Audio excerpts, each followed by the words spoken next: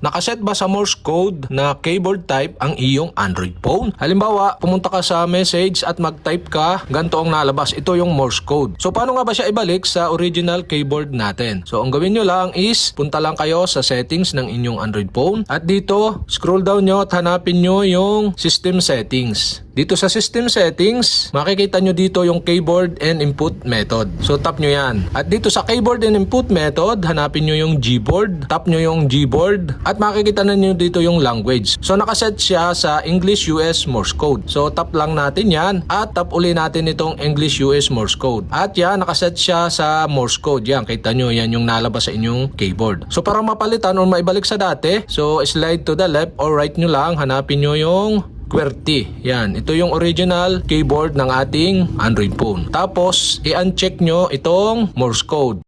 Yan, nakaset na siya sa QWERTY. Tapos tap nyo yung done button dito sa baba para ma-save. Yan, English US QWERTY. So try na natin uli. Punta ulit tayo sa message. Guys, tap natin. At yan, bumalik na sa dating keyboard ang ating Android phone.